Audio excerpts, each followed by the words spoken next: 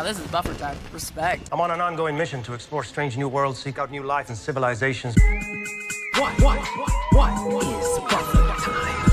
Is what buffer time? Hello, Buffer Timers. We're back after a bunch of really fun episodes for a while. And now we are going to get into, each one of us is going to pick an episode from now until we're just kind of done sometime before the end of the year around Christmas. And I have actually, with the help, my wife picked this one. And I agree. I feel like we're going to get a lot of chat about a Picard Season 2 episode, a season I know most people don't like. I actually kind of love, even though I know it has serious problems. So we're going to talk about Watcher today, the 4th episode of Season 2 of Picard. But before we get into it, let's go around and introduce ourselves. I'm Dustin from Best of Trek. I am Scott from Opinions No One Cares About. I'm Vanessa from I Love Bad Star Trek. I'm Josh from Wind Grace Project, and apparently we're sponsored by Truly.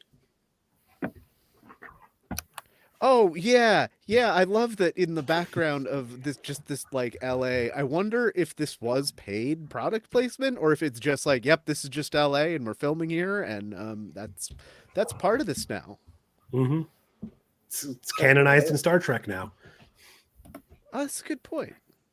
I don't think about that all the time. Like, yeah, okay, Truly. I can see Riker, just cranking on a Truly with Deanna.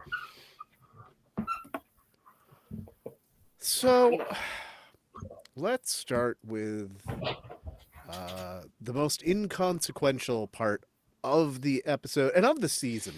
I mean, I fully admit that this season has problems, and I think the two biggest ones are named Raffi and 7 of 9 for a variety of reasons. They keep just being given the most mundane tasks to just pretty much fuck around in LA because... and there's like a whole queer coding thing that becomes kind of problematic. It's a bait and switch, but Right. let's just start. Sorry, go ahead. I was gonna say, let's just start with is the only thing they actually do in the season find Rios? This season? That sounds right. Well, 7 has that very early arc of like being the president in the alternate timeline before they skip on out. But then she gets to lose her Borg stuff and then get them back in the exact same place later. So that's pointless as well. But yeah, it's just like they're on a side quest for the most part, like because they're in the show. Like they steal the whole car here. They go on the joyride, which accomplishes nothing really. It's just literally buying time in story and out. Yeah, you don't want to affect the timeline too badly. So, steal a car, get involved in a high-speed police chase, and then just vanish. Mm-hmm. Nobody will remember it at all. There's a lot of contrived random reasons that they just sort of split up the cast in ways that don't really make sense. There's no reason for Raffi and 7 to be apart from Picard and Jurati in this episode. There's really not. And in fact, I would actually venture to guess that it would behoove 7 to be on the ship to help build rapport with War Queen. Yeah. It's just sort of like, let's just create action sequences for like, there's really no reason for 7 to be driving recklessly. Yeah, it's just kind of like we need to amp up the action in this somehow, and this is how we're going to do it. Someone needs to have the action scene. There was the only thing they did was save Rios once they got to 2024, and Raffi just goes on and about I wanted to say Icheb, And not What's even his in name? this The episode. dude that literally Elnor. gets nothing to Elnor. do in all of Yeah. Picard. Also, Elnor. He gets to die. And when he does come back in this season, it's not actually him until the very end. Right. Now- And then when he comes back in season 3, he's on there on screen for like 2 seconds. You never see him again. In season 3, he's off doing his own thing. Fine, whatever. Yeah, they had to say off screen when the Borg took out whatever ship he was on, the Excelsior or whatever. He's like, oh, but he wasn't there. Just so we were like, oh, he didn't die again. It's like they interrupt Yeah, their like, own for the old character guy. development. They interrupt their own character development in order to do actiony things. Discovery did this exact same thing with Michael and Book between the last 2 seasons. It's like they had a whole relationship and we just hear about it in exposition just ever so slightly. Sorry, Scott, I didn't mean to interrupt you. What? You were saying something. I didn't mean to interrupt you. Okay, never mind. I haven't seen it. I think I was going to like shift the topic ever so slightly to kind of what Norman hey Norman started off here. And when this season aired, I was like, okay, they didn't do anything this season, but they acted like this old married couple and like they'd been together forever, and I kind of loved it. But it needed to pay off and keep going forward. Instead, we get one kiss at the end that's like super forced and clearly just so we can have 2 girls kissing on television. And then season 3, it was like, yeah, who are you when they get together? Right. Like, oh, okay. And then like contrasted with like Strange New Worlds where people can't keep their hands off of each other or their mouths or whatever it is. Like On it's Spock so specifically. it's embarrassing because it's like Discovery had Culber and Stamets. So what the fuck? Yeah. Like I get not- them not wanting to like have an entire relationship drama throughout the season, Right. but just kind of like not really do anything with it besides just subtextually. They could have like had like I could have had less of the story braiding into itself to amount to nothing and more of their relationship building and them getting to know each other and becoming closer, because I guess they were sort of building up to the fact that like season 3, it's all about the TNG cast and they're just on different ships for no reason. And yeah, we just never see that relationship again after this season. Well, and there's so much wasted potential with Seven's character here of being completely rid of Borg for the first time since she was like, what was she, 6 or whatever when she was assimilated? Like, there was so much of her mining of that they just kind of had a couple of wink, wink, nudge, nudge moments of like, oh, I'm not used to people looking at me without my implant. Oh, well, let's keep going. Like, there was something there. And Rafi's story as well. We don't touch base with that until season 3 with a sort of false dichotomy, Sophie's choice that didn't even need to be a choice thing. It's either me or Starfleet crap. And like she really crossed a bridge in the first season at the very end, but they just sort of dropped that storyline with her past and her addiction. Well, because she was just so upset over Elnor's death, apparently, that she just couldn't contain it all of season 2. Even though she was his commanding officer for all of about 5 minutes, and they had done that one thing together before. Yeah. And she knew by fixing the timeline he would be okay. But she just gets attached fast, man. And then she speed runs that relationship. That's a good point. Do you think the depiction of ice is prophetic?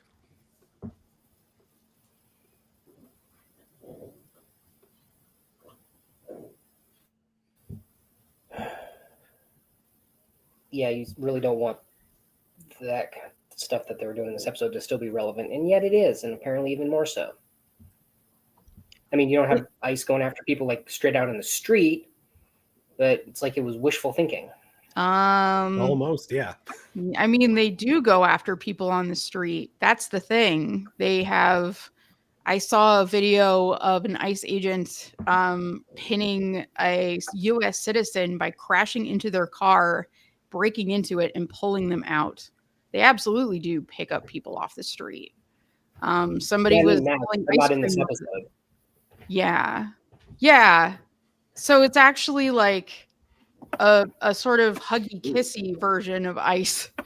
There is that like one scene in the detention center where they're shoving a clipboard in front of somebody and telling him to sign the papers. And that is also prophetic in the sense that like people that don't know how to speak English, they're trying to get them to sign papers, and people think, they're scared, they want to be compliant, and then they sign self-deportation papers. So it's a pretty mild version of what they are. This is true. But I feel like at the time when the show aired, people were thinking that it was kind of like too over the top mustache twirly. And now we're at a point where it's kind of like We were so the Saturday morning cartoon ICE. I mean, like they've always been an extrajudicial arm of the federal government, essentially, and they've only been funded increasingly, since they've been established in 2003. So it's just been more and more money, regardless of who's in office. So it's like we've always had this mustache twirling agency. They've just been given more money than ever before, just recently. So. And more high-profile Superman actors. High profile, okay. Man, he could barely do a push-up. It is so pathetic. Anyway, sorry, I don't want to ICE derail. Agent Dean Cain.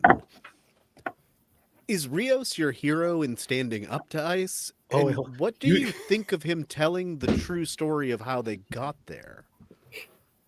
I'd forgotten he did that. That's really funny, but like it's great to watch, but the dude's not going to believe him. And it actually kind of makes me wonder, like, what was going through this guy's head? Like, why is he telling me this insane story?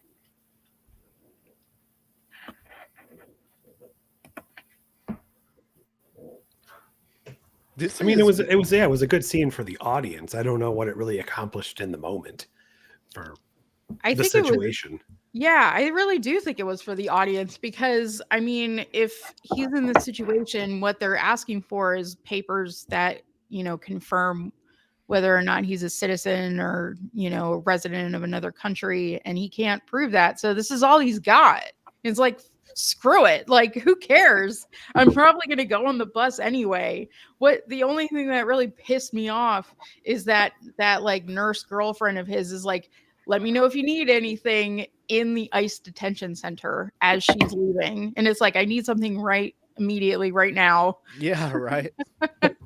And hi, Del. We were just talking about you the other day. Yeah. We've been worried about you. We haven't seen you in a while. Hi. We're glad you're here. Good to see.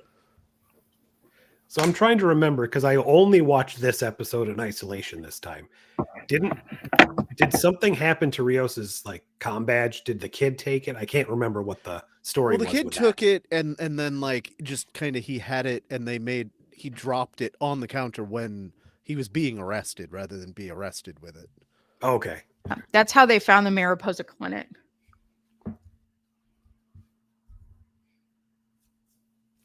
This for me is probably my favorite scene in Picard, all of it. And it's one of my favorite scenes in Star Trek. Yes, it is for the benefits of the audience, and I think it's done so well. It's self-actualized because he's talking about how Picard, like, no, but my boss, the Admiral, he's a robot. Nobody can explain it to me. I love how self-actualized that is because we, the audience, at the end of season 1, are like, what?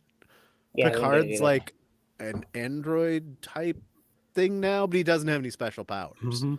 But he's fine. Not even once. They doubled down in season 2. They went to an alternate reality where he should be a human body, And Q tells him, oh, the Picard in this reality also is in a golem body because he fought Dukat and needed a new body.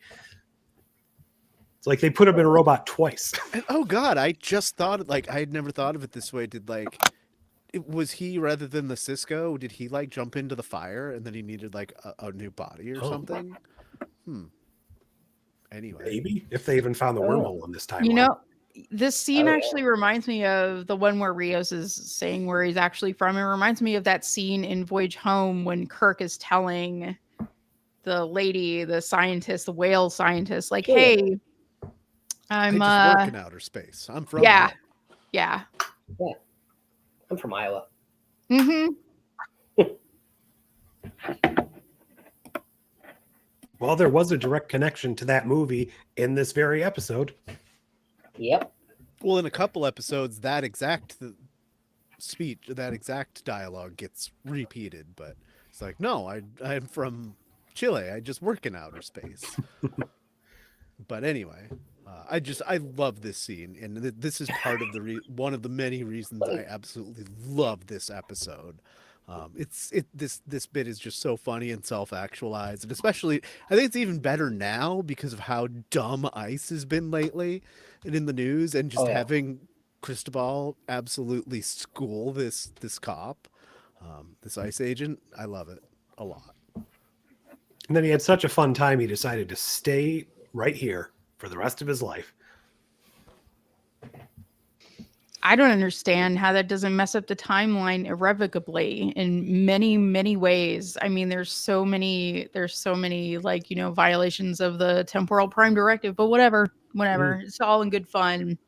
I mean, I think he knew he wasn't going to get believed, so he's just fucking with him. This is just right. Chris. I'm talking about him deciding to stay, is what I mean.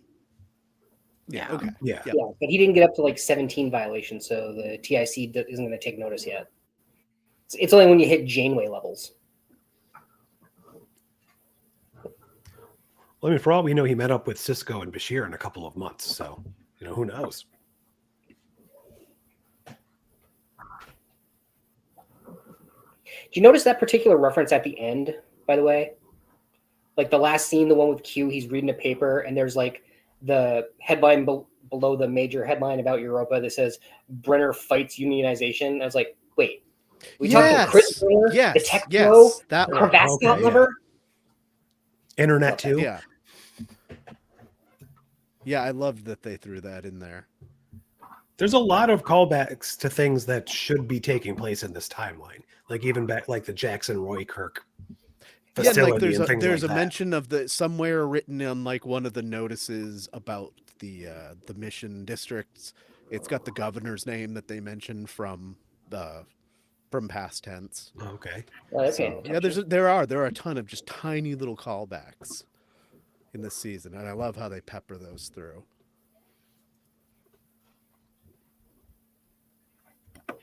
Yeah, I mean that's fine. Like it's not good to have this timeline breaking stuff, but if anybody's gonna do it, it's gonna be Chris Rios. I love this man so much. He needs his authentic cigars. He does. Yeah. He needs his authentic cigars and his authentic nurse girlfriend, lady, whatever she is. Did they get married? I don't know. Like, I mean, he's like a Starfleet captain. A captain. And this is like early on in his career, Starfleet career, and one of the first things he does is give up the ship, which is bananas, to stay in the past with some lady. Mm-hmm. Like he did what Kirk could so never do. Crazy. What's funny when they get back to the future too, and everyone on his ship is just like, "Where's our captain?" And Picard's like, "Don't worry about it." Anyways, I'm going to talk to the Borg now. Yeah, it's fine. Oh, hey, this Borg, you're going to take orders from her now. Okay. Cool.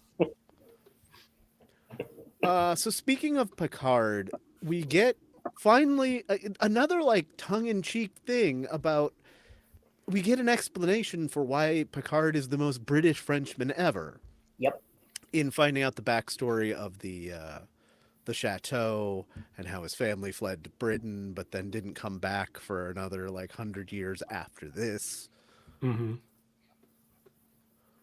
So how do you feel about that explanation? It's flimsy at best. Agreed. I guess it's better than the explanation of why his son has a British accent because he went to college in Britain. But there's guess.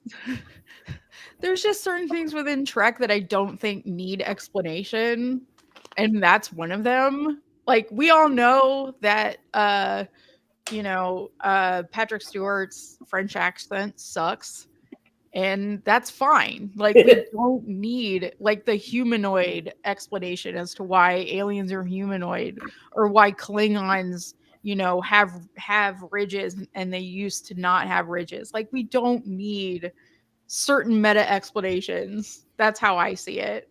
And the explanation they give doesn't really make any sense, because it's like, after the Nazi occupation, there was just like Picard's coming back to caretake the place. Well, it doesn't look like it. It looks like shit.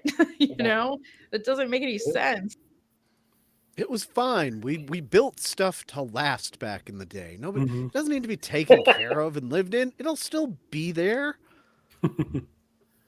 Well, I did like it feels like it was established.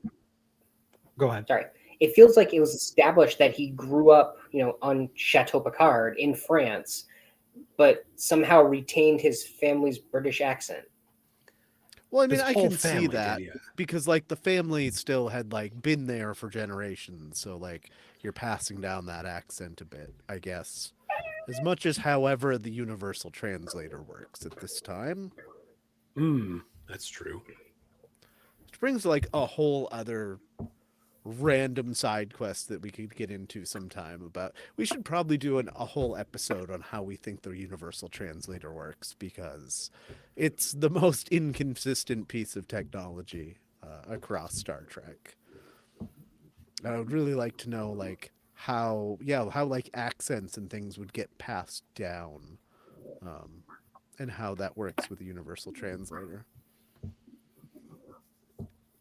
Anywho, Fair. That's I some Wittgenstein. That's some some linguistic philosophy stuff there, because it's like, if everybody speaks the exact same language all of the time with the universal translator, what are they even speaking anymore? But then there's the times when it's just standard. I don't know. Another word just slips through when they want it to. Like if they don't want it translated, sometimes like a Klingon word can just, in the middle of a sentence, they can say a Klingon word and it doesn't translate. Yeah. Or I think it was one of the Mirror Universe episodes of Enterprise when I think Hoshi's translating what the Tholians, what is it, the Tholian? It's saying something, and she's like, "You said something about your female parent."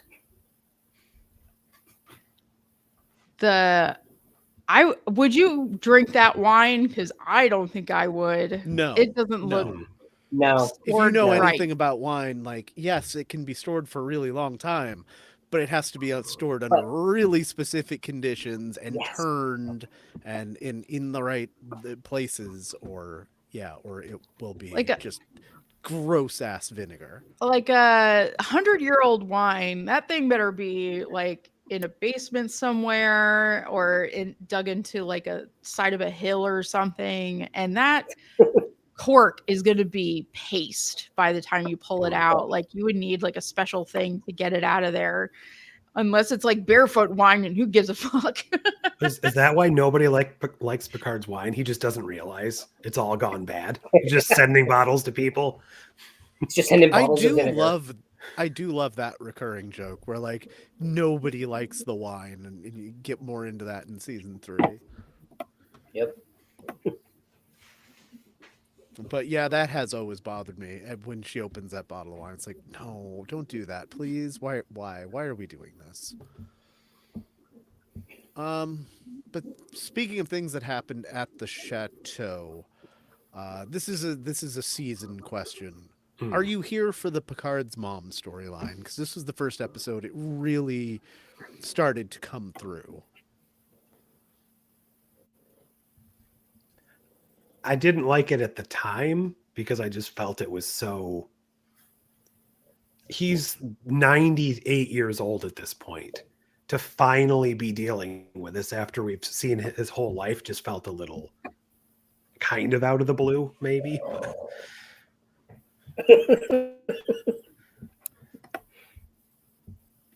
Damn it, Robbie.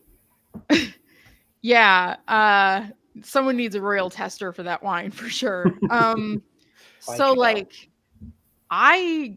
like I understand that like being in a certain place and having certain experiences and sort of the tactile feeling of even touching the surface of that cupboard or whatever it was can sort of trigger memories. And it seems like he's not somebody that goes to therapy and works through his shit.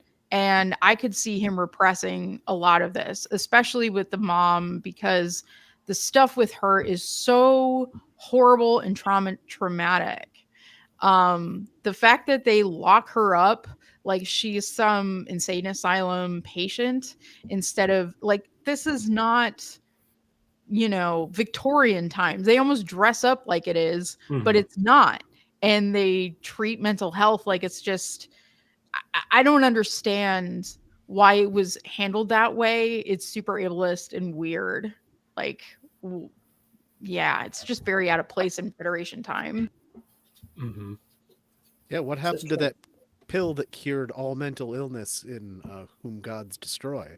Yeah, that should have been that was not like long before 50 Picard years, was born. 60 years before this. Well, I guess not that. Yeah, no, something like that. Well, because if he was a kid when this happened, this It would should have been like still the be early like 2400s, so it'd be about 50 years, yeah.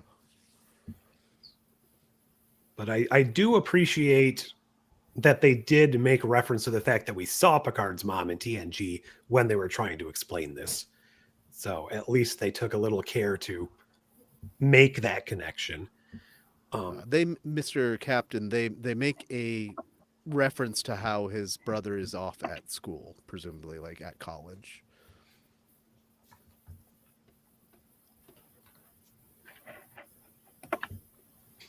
For me, the Picard's mom storyline is one of my favorite parts of season 2.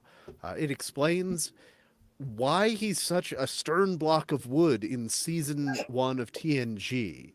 And like it really feels like this is why he is the way he is for a while, until he finally finds this family in the crew of the D that tempers him. I mean, it does work to a certain extent. I just feel like it was kind of a very late game, end of the 9th inning reveal.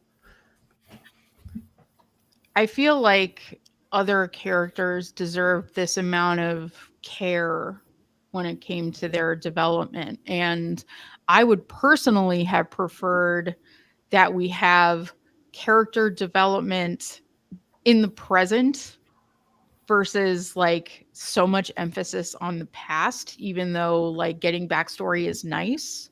Mm-hmm.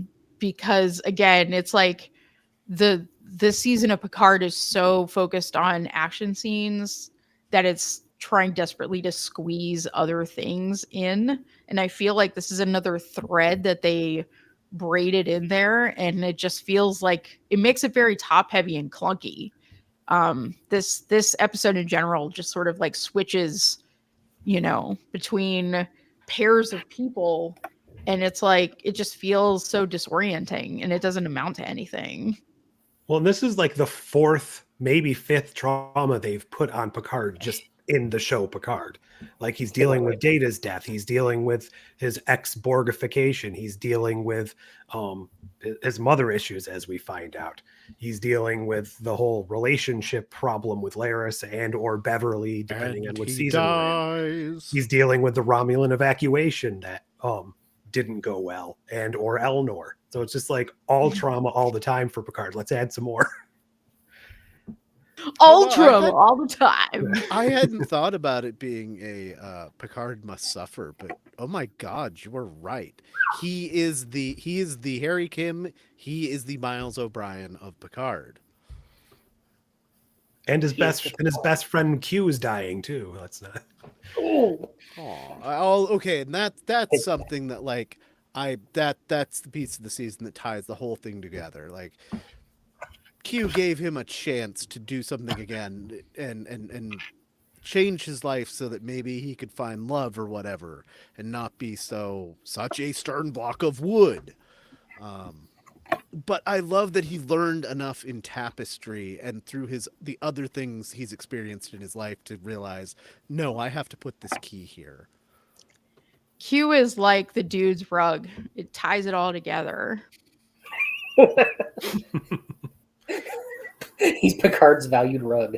I'm talking to a rug. Hey, how you doing? So let's switch gears to something that's not so deep in the weeds. Is the punk on the bus a fun callback or annoying as fuck?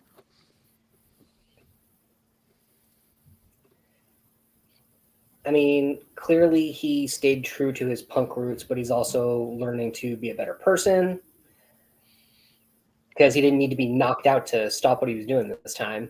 Mm-hmm. See, I took that as he had learned from the neck pinch that he didn't want that to happen again. As somebody who has taken LA buses, I gotta say, like, people will put up with an amazing amount of noise before they say anything. And I don't know. I don't think he learned anything because he still has a boombox. It's annoying enough to have people like play music off of their phone, or sometimes they'll even play on a Bluetooth speaker, which is bananas. But like, I don't think he's learned anything because he's still playing really loud music. At first I was like, this is just kind of on the nose for me. Again, I liked the callback with Rios's sort of discussion with the ICE agent as sort of a reference to Kirk because it's less obvious. This to me is a little obvious. Yeah, this is so very would you rather deal with a Los Angeles bus or a New York City subway? I mean, I've never been to LA, so I'm not sure. Don't look at me, I haven't done either. I want to address something that Norman has here. So we're going to get into a lot of Guinan and Picard here in the second half of this. But I'm going to give my absolute fan theory and headcanon here. It's not that Time's Arrow never happened. For me, if Guinan, and we learn that Elorians can age if they want to, being that we have Whoopi Goldberg Guinan in the series, and she even seems older in Time's Arrow even than Ito Agayari seems in this iteration, I think there's some time fuckery that's going to happen in her future that's going to take her back to the 1800s. And what I would love to find out eventually is that whatever the dealings were between her and Q ended up sending her back in time. Okay. There's my headcanon. See, I'm wondering if there's something with the Nexus, because the Nexus happened after she was already in San Francisco. Yep, that's a good point. Chronologically speaking, from a linear, like, main Star Trek timeline point.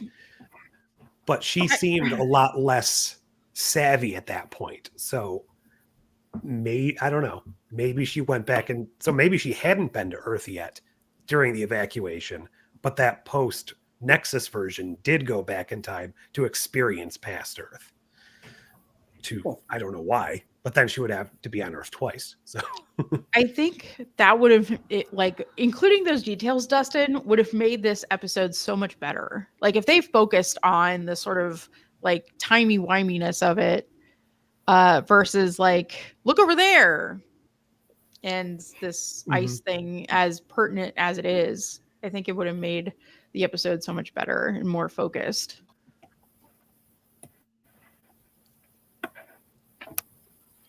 No, I love adding the icing too for a bunch of reasons, because otherwise we wouldn't have gotten that awesome monologue out of Rios. And I do love that it's like speaking to us now today, here a year after the 2024 that the episode is set in, where ice is running an absolute muck. Yeah.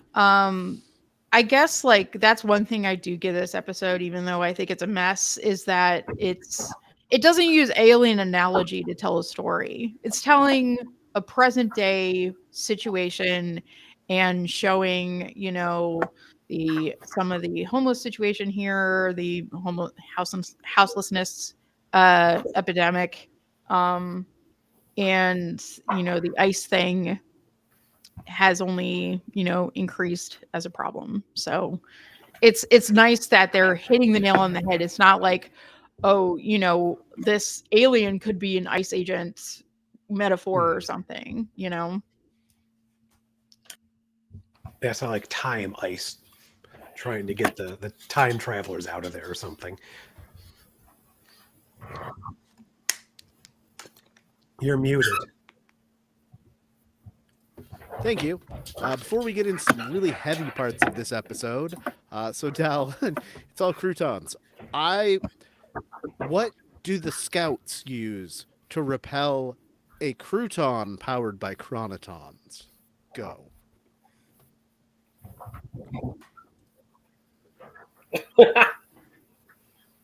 Damn. Is the answer ranch dressing?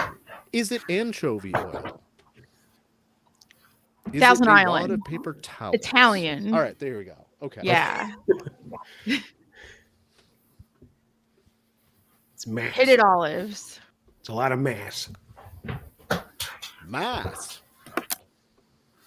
They did actually mention them. They mentioned them in the background, but then someone even said something about being taken to a sanctuary district. But that's, that's San Francisco. Raffi, beamed into one, but it was like a more open air one than what we saw Picard or Bashir and Cisco in.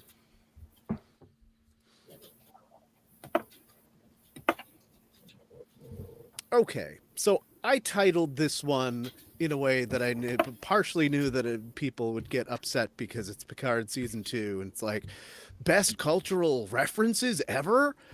Yes, I think so. I feel like some of the best human condition pieces in all of Star Trek are in this episode. I guess before we really dig into it, how do you feel about the casting of Aitu Aguirre as young Guinan? I don't mind it. I mean, unless they were going to invest way too much money in like de-aging actual Guinan, or actual Whoopi Goldberg, I guess I would say.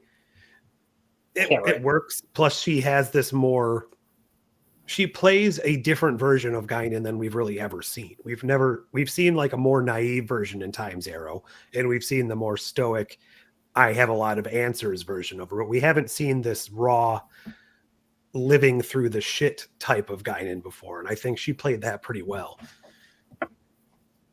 And we get to see our condition through technically an alien's eyes, but an alien who looks like the type of person who would be dealing with the shit.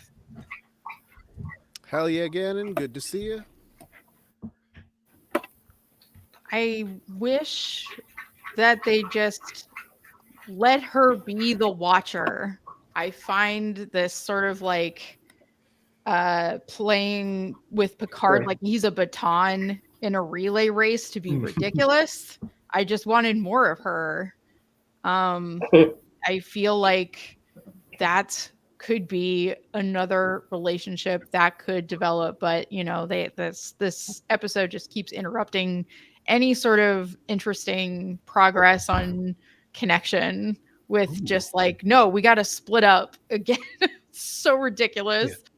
That would actually make a lot of sense if she took her experiences from Time's Arrow and knows what the future is going to be and became sort of a watcher or a guider of humanity to get to that point. those were the coordinates to the Watcher. That's why Picard kept saying, "You're the Watcher," and it's like, no, I'm not the Watcher. And then we go to MacArthur Park in the middle of the day. It's so silly. I really enjoyed her, and I liked this version of Guinan, and I really enjoy the actress, and I just wished that she was stuck around longer. Maybe they just had to quickly rewrite something because she's like, I can only do like a few days of shooting, and they just came up with this thing where she's not the Watcher for whatever reason. Well, they needed to use Laris's actor for something. Yeah, right. The only thing I didn't like is if you're watching with the subtitles on, when Guinan first makes her appearance, she's off screen, but she says something, and then it specifically says Guinan is speaking in the subtitles, so it kind of ruins the reveal. They did that in season 3 of Picard well before we knew who was in charge of it. It said Borg Queen says or something. Mm-hmm.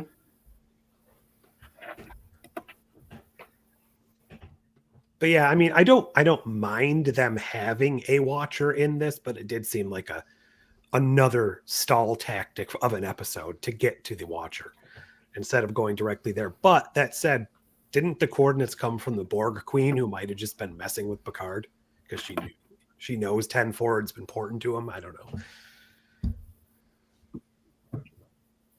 Yeah, that's hard to say.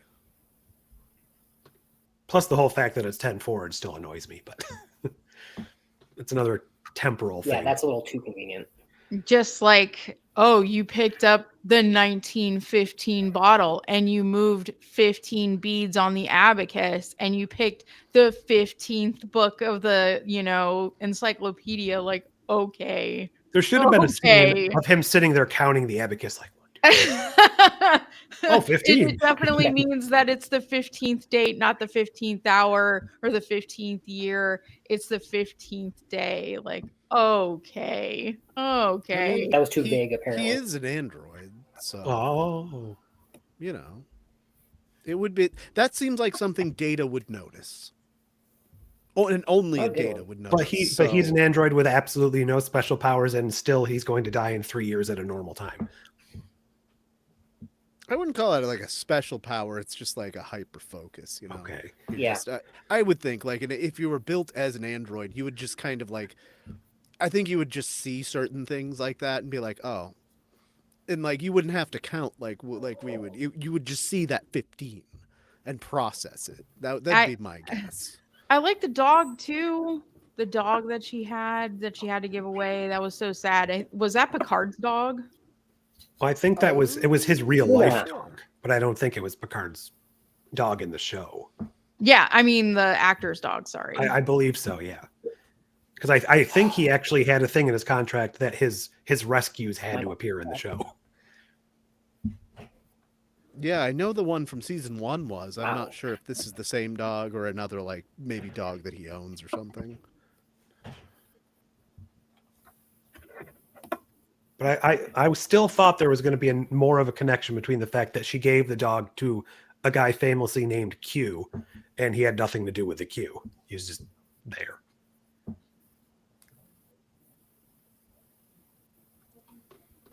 So, getting deeper into this, are Guinan's rants about the planet's problems too on the nose, or is this some of the best cultural commentary in all of Trek? I think everybody knows where I stand at this point. This is why we picked this episode.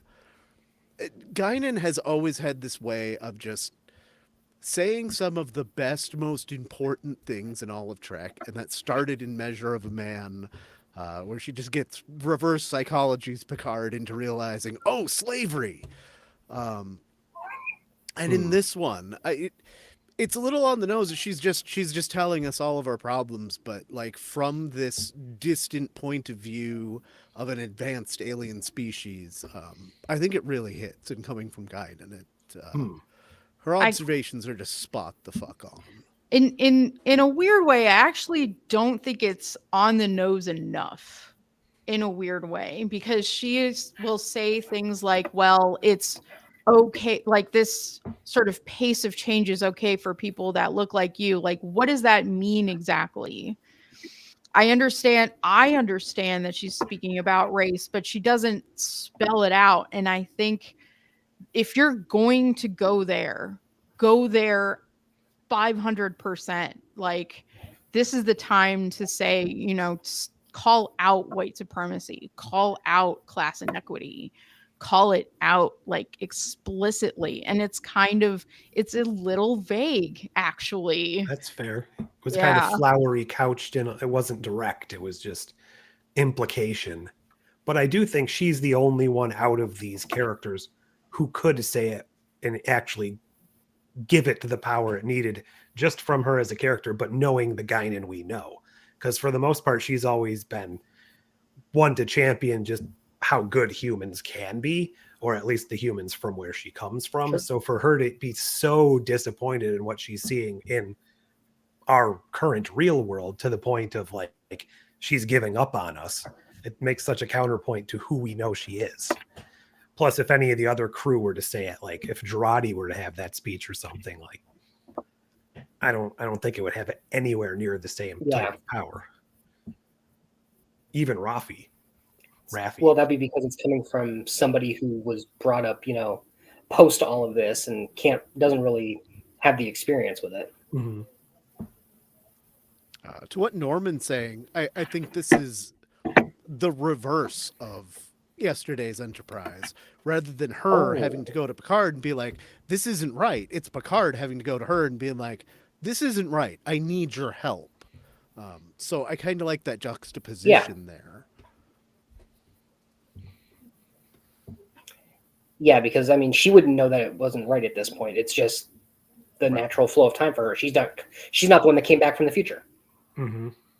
I also would have appreciated something specific, like an actual real example of that inequity, rather than just sort of gesturing to homeless people in the background, non-specific people, that it's, that these are human beings and individuals that need help, not just like, look at this problem vaguely and look at my color and your color, They did come close to that. There's that little bit just just before Seven took off in the police car.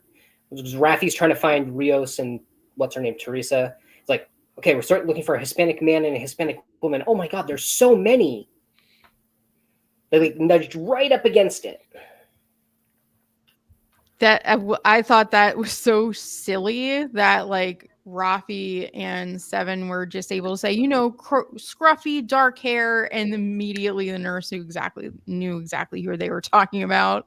So funny. But yeah, it's like, I mean, I think that's sort of just a tongue-in-cheek commentary on the makeup of LA. That's sort of the irony of ICE being here. We are in Mexico right now. And the fact that they're like, you don't belong here is just such a ridiculous thing to say.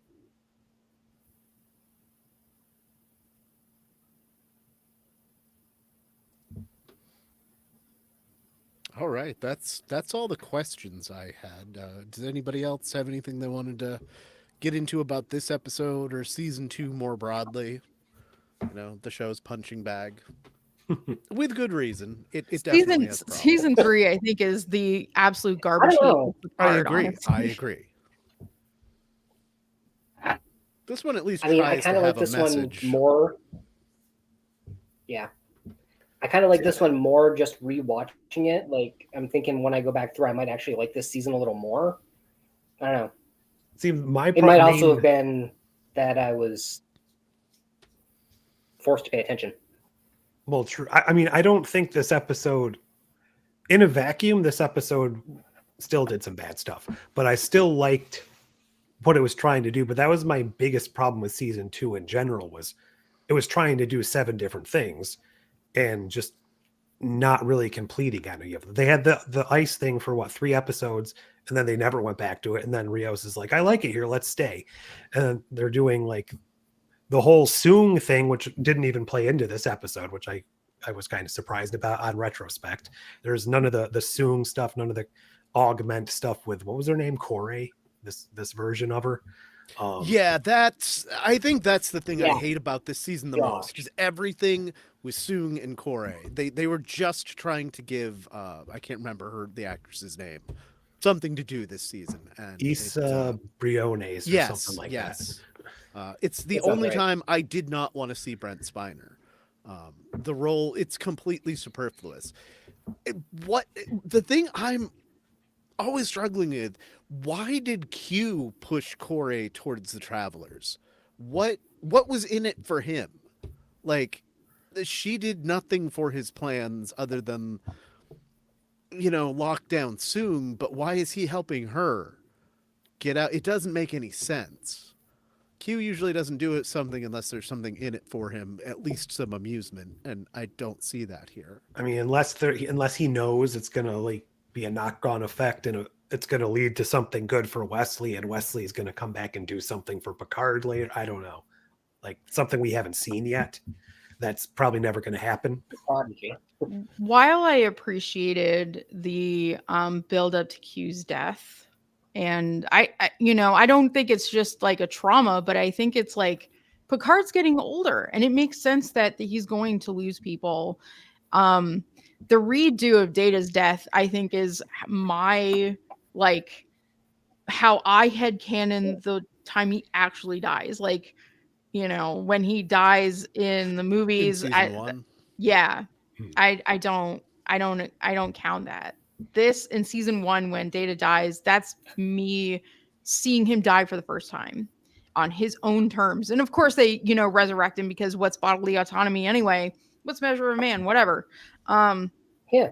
In season 3. But like the thing that was impactful for me in season 2 was Jurati bringing in this new sort of different faction of the Borg, because I thought this could be the beginning of a really cool relationship between the Borg and the Federation. And then it just went bleh, like it just bleh. that was the like Kurtzman Trek tends to nuke its biggest payoffs from seasons and just doesn't roll it into the next thing unless it's Strange New Worlds, and does it very weakly. But yeah, it's that's besides the fact that everything's like blended and chopped and screwed. This thing is edited like a migraine. It's so fast between like storylines. It's like this thing could have used so much editing in terms of like, I don't know, not letting a shot last for longer than 10 seconds. Like, it's not as bad as Section 31, like by a long shot, but it's like getting there. It's like getting there, but with the quick cuts. We did get a reference to her in season 3, vague as it was, Norman.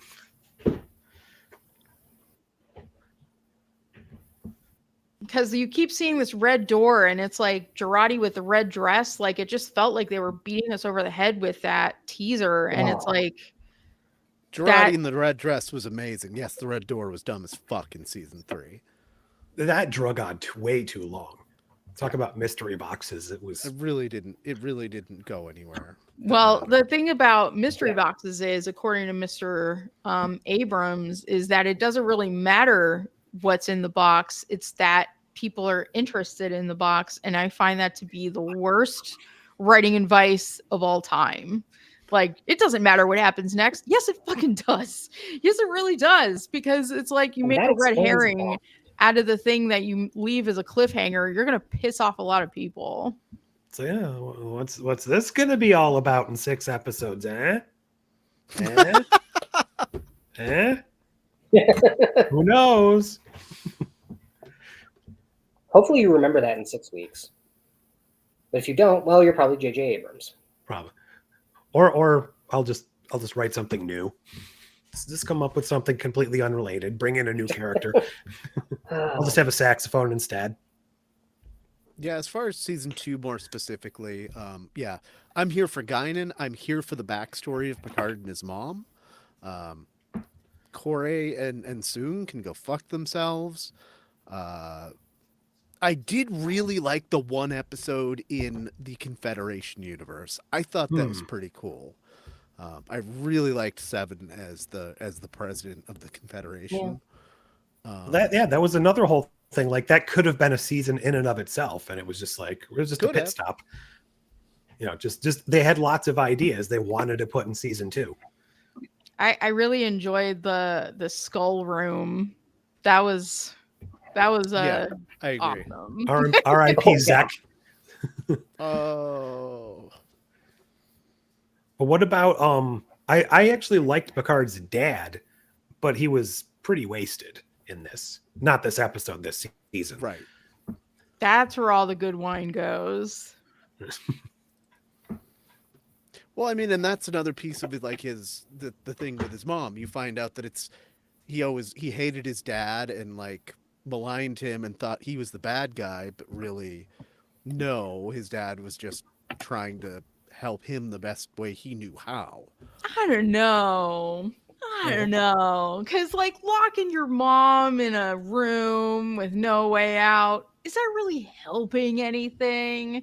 Like, you could have, dispatched Starfleet Federation, like, hey, we got some, mental health crisis. That's sort of like what this, utopia is meant to help you with. So you're not on Reminds your us own. that just like today, our mental health is not going to get any better. Things to Right. look forward to in our future communist utopia under the Federations. Do you think Luxana saw all of this and that's why she was so outward to Picard? She just wanted to fix him. That's why she's yeah, coming after him all the she's time. definitely one of those that thinks she can fix a broken man. Oh, your poor heart. Let me go over there, Jean-Luc. And for I some know you want to reason, jump me.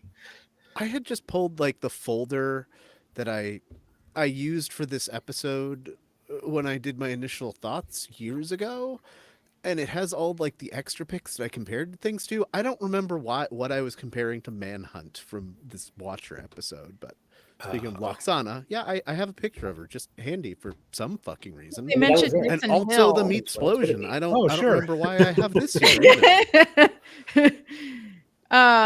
It looks like it's watching Yeah. you, and then we're watching the Watcher. They mentioned Dixon Hill. I wonder how Girardi knows about Dixon Hill. Oh yeah, maybe it was that. 'Cause I've got- Oh yeah, Girardi. That's Dixon. Well, it's all making sense now. do you think she knew exclusively he liked Dixon Hill, or she was just making a cultural reference that happened to fit him specifically? Because she didn't necessarily bet say she you knows. are Dixon Hill. Well, it was directed at Picard. Oh, wait, hold like, on. Oh, Dixon Hill over here. She had already gone into the Borg's mind at that, or the Borg Queen's mind, and Picard shot a lot of Borg as Dixon Oh, Hill yeah. with a Tommy gun. So alternate universe Borg. Yeah.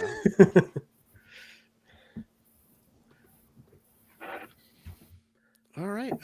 For some reason, I also have this, and I'm going to use this to lead into before we do an out of 10. So the final scene in this episode sees Rene Picard reading a book by early TNG writer Tracy Torme. This is not a real book, though it's a play on The Pallid Boy, not by Tracy Torme. Next week, Josh has picked an episode. What Tracy Torme written episode are we doing next week, Josh? Season 2 of Sliders. Oh no, sorry. TNG's The Royale. Oh, from could we? season 2. Oh, Who shot JR? Everybody. This Every episode's single so person. weird. Hotel. It was Pulaski. We all know it. That's why she She's had to not even disappear. in the background of this one, is she? She might have been on the ship at like on a call or something. Yeah, I mean, I don't think she gets. I don't think she's in it at all, even for a I second. know they find the dead person, so maybe at one point they call up and say, "Hey, we found someone dead, and let's look into that." But yeah, I don't remember her being in it. The Rene Picard, I guess is his name or her name. Guess who shares that name? Celine Dion's ex-husband Rene, and Dell made a reference to Celine Dion with her with his comment just now. Wait, whose comment? Dell's. Dell made a comment about a Celine Dion song. Oh, I missed that. It's all coming back to you now. Oh, okay, okay. Oh, okay. That was a follow reach. now. I don't It was a know reach. enough. Okay. Okay. All right. You're not missing anything. Go, come back. Stop, we'll get sued. It's the shinin. This scene is so weird because it's just Q talking shit. You can't do it. You can't do it. Who is he talking to, by the way? I think he I keep thinks wondering he's talking to her, but his powers aren't working. Yeah, like, is this what would normally be like the inner monologue of a Q before they snap their Okay. fingers, like focusing? But there's a lot of things I'm like, what? It could mean this. It could mean nothing. He could just be old and senile. He could just be having a Trump/Biden dementia moment. I don't know. I would like to think, though, that it's like this is what normally goes through a Q's head before they snap their fingers. So that's like a Cupid's log. So he's like externalizing the shit talking that he's always doing in his own mind when he's screwing with other people. That makes sense. Because like originally it didn't play back this way. Originally I thought like Renee had some sort of powers because she laughed right after he was like super Q impotent. But like no, she was just laughing at the book. Yeah, Dell. Please. Bring it for the Royale next week. We have Been missed too you. long, man. Rob, we were just literally talking about you yesterday. Like, Always where's Dell? welcome. I hope Dell's okay. So Yeah. come talk about the Royale with us. Crappy internet or not. Mine's Anyway, terrible every week. We have been here for an hour, so let's give Watcher an out of 10. I'm assuming I'm gonna be on the high end of this. Like it's not the best episode of Star Trek. It has problems. But I think it has some of the best social commentary about where we're at as humanity, which is something Trek has always done well. I'm gonna give it an 8.25. I really like starting off everything with Picard's mom. I really like the social commentary, especially. And then you just have these little fun moments, like Rios telling off the ice guard by telling them how they really got there. It works for me really well. Go ahead, Scott. Okay. Yeah, points are up for wow, Norman. Yeah. Wow. Okay. So yeah, much higher than that. Points are up for the relevance, unfortunately, but you know, what are you gonna do? Decently performed. It helps to ferry the storyline of the season along, although there is something to say about Guinan kind of being superfluous. If you had just made her the Watcher, it would have been much better. You can question why Jurati was the one left with the Borg Queen and not Seven, who has actual Borg experience. And there's like the whole thing, like I was just watching did the whole previously on, and Jurati's talking about how you need to watch out for butterflies, and by which, she meant don't do anything that's going to mess with the timeline, and nobody gave a crap in this episode.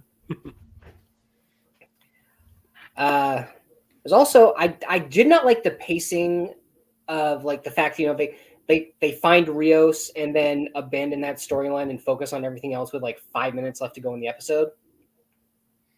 That was really annoying to me. So I don't think I'm going to be able to rate this any higher than a 6.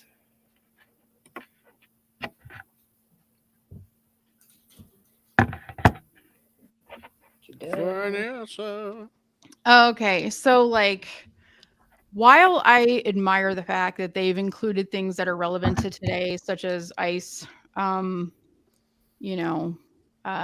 making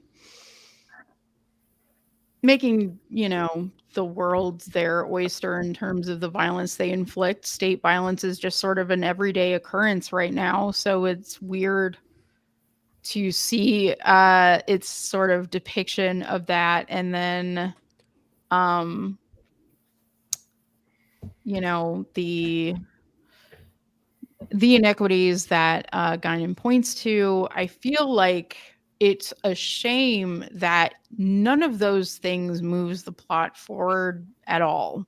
Like, this is kind of a filler episode by and large. While so like I appreciate the fact that they included these things, but unlike, you know, the two-parter in DS9, for whatever reason I'm forgetting the name of, the one with the Bell riots. Past tense. Yeah. Past tense, thank you. Past tense like was very load bearing. This is not. So that's what it's docked for. Also, I feel like it focuses on all the wrong things. Like, the thing with Picard's mom, I feel could have been handled very differently. There's no reason to make her somebody that you lock up in a dungeon. There's not. It's weird and ableist. And completely out of step with the time that they lived in. I feel like there's so many plot contrivances that it's distracting, and the editing and the pacing make my head spin, and the action is set in place of like very desperately needed character development. Like, I don't know about y'all, but I generally don't watch Star Trek to see car chases. I really don't. So all in all, it's not the most offensive thing, but I can't give it any higher than like a 5. Yeah. Yeah, you just actually made something come back to me about this season that I had forgotten, but the whole parallel, I guess, or the through line of we learn about Picard's mom's mental illness because suddenly the females in the Picard line have this mental illness and Renee is also dealing with it. So that's something we have to do later on. I had totally forgotten that was a part of this. But there's elements in this episode that I liked. The conversation and the stuff between Picard and Guinan worked pretty well. The self-aware Rio sign or speech, as we mentioned a lot, I don't know if they're callbacks or Easter eggs or what you want to call them, but the sheer amount of effort it seems like they put into adding things just in the background or barely connected that connect and touch to other Star Trek things, like the picture we were just seeing where Q is here. He's in the Jackson Roykirk Plaza. We have the Tracy Torme book. We have the Bell riots. So there's all these things that established Star Trek canon have shown us happening around this point in history, and they're actually giving them to us, but they're not really connecting them in any real meaningful, reason for them being there, aside from Star Trek said they happened here, so let's show them. I even like the fact that they had the mission from City on the Edge of Forever right next to Floyd's barbershop, because they were reusing that set from Andy Griffith at the time, but they brought back Floyd's barbershop now. So that guy's been doing hair for 75, 80 years at this point. Which, every child in the line is named that Floyd. Just you have to, it's your birthright. But there were the other things like the car chase, the Seven and Rafi stuff, which is just, it's entirely superfluous. Obviously it's getting from point A to B of trying to rescue Rios, but we need some action, and we need this to take, how many episodes are in this season? 10 episodes.